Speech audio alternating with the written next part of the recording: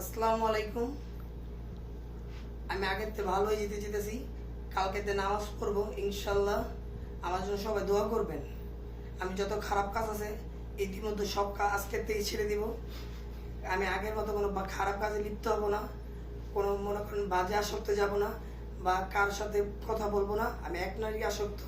আমি ইতিমধ্যে এক নারী নিয়ে থাকতে চাই।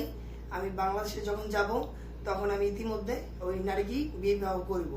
কিন্তু এখন আমি আর কাউকে লিতার মা, চৈতালির মা বা ওই মা বা কাউকে আমি আর SMS করবো না, প্লাস তাদের সাথে উল্টাপাল্টা কথাও বলবো না।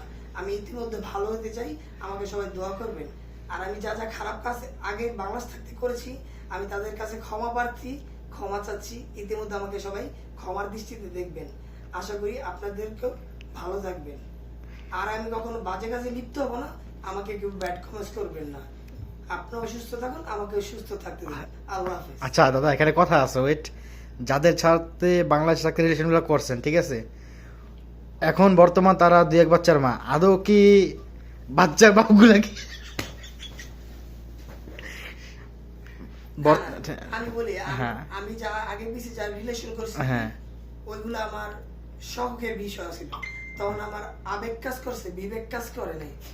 ঠিক আছে, বিবেক কাজ করলে আমি এই কাজগুলো করতাম না। আমি মানুষ কি ভুল কি ইচ্ছা করে করে? না। উদাসের মাথায় করে ফেলে। হ্যাঁ। এইখানে বলি তখন আমার আবেগ কাজ করছে, বিবেক কাজ করে নাই।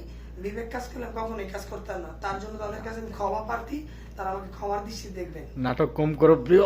আমার একটা প্রশ্ন ছিল দাদা। বলুন।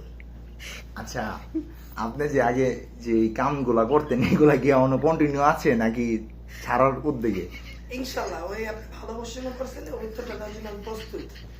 আমি যে আগে কাজগুলো করতাম ওই কাজগুলো সব ছেড়ে দিতে চাইতেছি, ইচ্ছা করি। মানে এখনো ছাড়ে না, এখনো কন্টিনিউ চলতেছে। আমি এখন সব ছেড়ে দিছি। আমি আল্লাহর রাস্তে সবার কাছে মাপ চাই। কালকে তার ইতিমধ্যে ভালো হয়ে যাবো। আমি কারো আর মেসেজ দিব না, কার লগে খারাপ ভিডিও কথা কম না, কার সাথে কোনো পর্নোগ্রাফিতে যাবো না।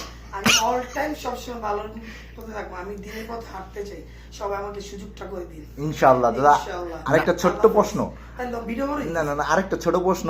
আপনার মানি ব্যাগের ভিতরে বলে অনেক কিছু থাকে, না, এটা কি সত্য? এগুলো যা ছিল এক টাইমে সত্য ছিল, এখন আপাতত এগুলো দৃষ্টিতে আমি বয়কট করছি। এখন আমি ওইগুলো আর কখনো মানি ব্যাগ নিতে চাই না ইনশাআল্লাহ। দেখুন আমার মানি ব্যাগের ভিতরে কিচ্ছু নাই, কিছু টাকা আছে।